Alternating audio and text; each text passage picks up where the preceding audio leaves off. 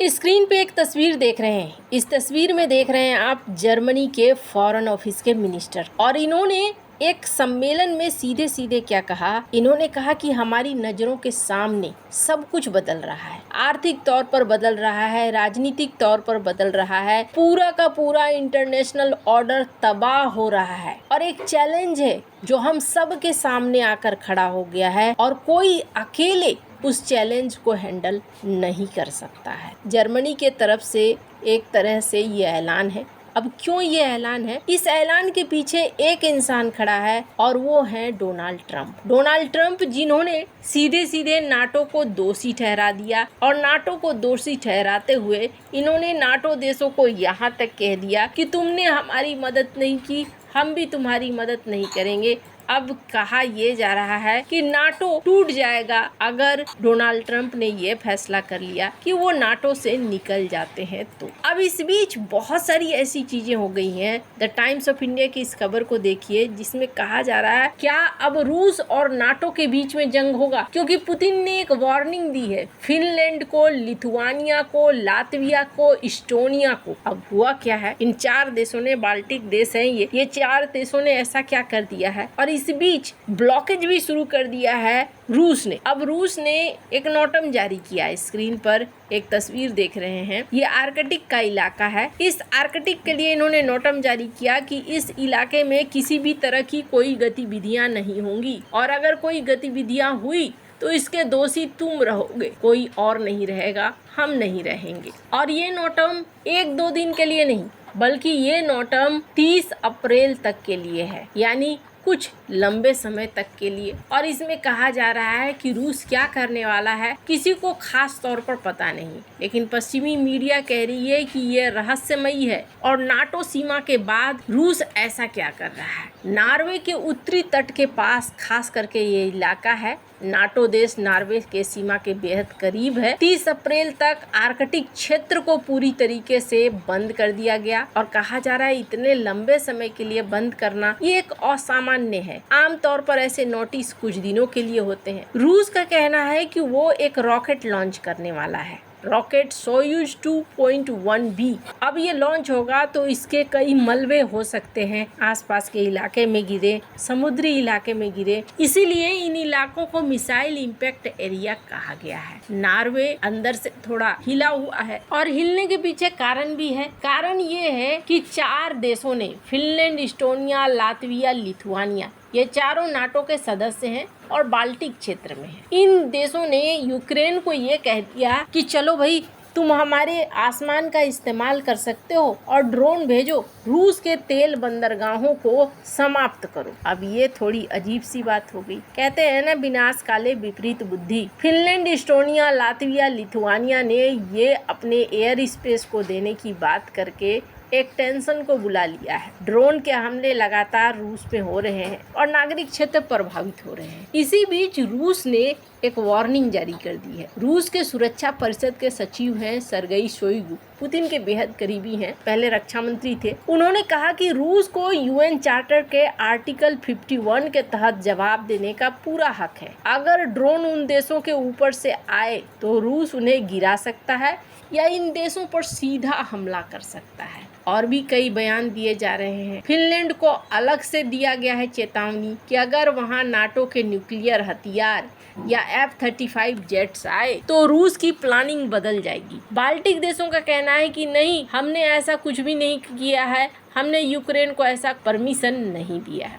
अब कहा जा रहा है कि अगर इन देशों के ऊपर हमला हो जाता है तो फिर नाटो की लड़ाई कौन लड़ेगा? यूरोप खुद ब खुद टेंशन में है। नाटो पर हमला होने का मतलब है नाटो का आर्टिकल 5 एक्टिव होना, तो नाटो रूस युद्ध में बदल सकता है। रूस बाल्टिक सागर के कुछ द्वीपों जैसे एस्टोनिया और स्वीडन के अलग अलग द्वीप सारेमा, गोटलैंड, इस पर कथित तौर पर कब्जे की योजना बना सकता है, ताकि नाटो की परीक्षा ली जा सके कि इन बाल्टिक द्वीपों पर अगर कब्जा कर लेते हैं तो क्या होगा। अब रूस की तरफ से इस चेतावनी के बाद नाटो देश सहमे हुए हैं कि कहीं ऐसा तो नहीं होगा कि युद्ध होगा। स्क्रीन पर रॉयटर की एक खबर देखिए। इस्टोनिया के मिनिस्टर ये अभी भी आशा कर रहे हैं कि ट्रम्प उन्हें बचाने आएंगे, यानी कि अमेरिका बचाने आएगा अगर युद्ध होता है तो। नाटो के ज्यादातर देश क्या कहते हैं, उनका कहना है कि हम अकेले सक्षम नहीं है इस युद्ध को लड़ने के लिए, और जब आप अकेले सक्षम नहीं हो तो बेहतर होता है कि ऐसे जंग से दूरी बनाकर रखें, ऐसे जंग की शुरुआत न करें। लेकिन यहाँ देखने को मिल रहा है कि जंग की तरफ यूरोप तेजी से बढ़ना ही चाह रहा है। खैर, अब ऐसे हालातों के बीच में आप देखेंगे डोनाल्ड ट्रंप ने अपने ही दोस्त देशों को झटका दिया है। भारत इस चीज को बहुत अच्छे से समझ रहा है। इस पूरे क्रियाकलाप में अगर आप भारत को देखें तो भारत अपने हितों की तरफ पूरा ध्यान दे रहा है। ब्रिक्स की मीटिंग होने वाली है और ब्रिक्स की मीटिंग में राष्ट्रपति पुतिन आने वाले हैं भारत। ये एक बहुत ही अहम कदम है। एक तो दोनों देशों के बीच के दोस्ती को दिखलाता है, दूसरा रूस की तरफ से ऐलान किया गया था कि भारत को जितना तेल चाहिए रूस उतना तेल भारत को देगा। अब इसी क्रम में ये कहा जा रहा है अमेरिका के द्वारा जो 30 दिन का लगाया गया था कि भारत तेल न खरीदे, इसके बावजूद भारत तेल भी खरीद रहा है और एलपीजी भी खरीद रहा है। स्क्रीन पर इस आर्टिकल को देखिए। इसके अलावे रॉयटर्स का कहना है कि रूस का एलएनजी जो कि अमेरिका के प्रतिबंधों के तहत था, ये पहली बार भारत के लिए निकल चुका है। रूस का एक छोटा सा प्लांट है बाल्टिक सागर में, पोर्तोवाया से ये प्लांट पर यूक्रेन युद्ध के कारण अमेरिका ने प्रतिबंध लगा दिया था। वहाँ से एक जहाज निकला है कुनपेंग, ये एलएनजी टैंकर लेकर निकला है और भारत के दहेज एलएनजी टर्मिनल गुजरात में उतरने वाला है। ये पहली बार क्यों महत्वपूर्ण है? अगर ये कार्गो सफलतापूर्वक पहुंच गया तो अमेरिकी प्रतिबंध लगे वाले रूसी एलएनजी का भारत में पहला डिलीवरी होगा। पहले ऐसे सैंक्शन वाले एलएनजी मुख्य रूप से चाइना जाते थे और रूस के कैलिनग्राद में ही जाते थे। अब भारत एक दूसरा बड़ा बाजार बन रहा है। अमेरिका और यूरोप रूस पर दबाव डाल रहे हैं कि यूक्रेन युद्ध के कारण उसके एलएनजी एक्सपोर्ट कम है। यूरोपीय संघ 2027 से रूसी एलएनजी पर पूरी तरीके से बैन लगाने वाला है। अब ऐसे में रूस भी नया मार्केट ढूंढ रहा है, चाइना और भारत की तरफ मुड़ गया है। भारत दुनिया का बड़ा एनर्जी आयातक है और मिडिल ईस्ट में चल रहे संकट और स्ट्रेट ऑफ हॉर्मुज बंद होने की आशंका के कारण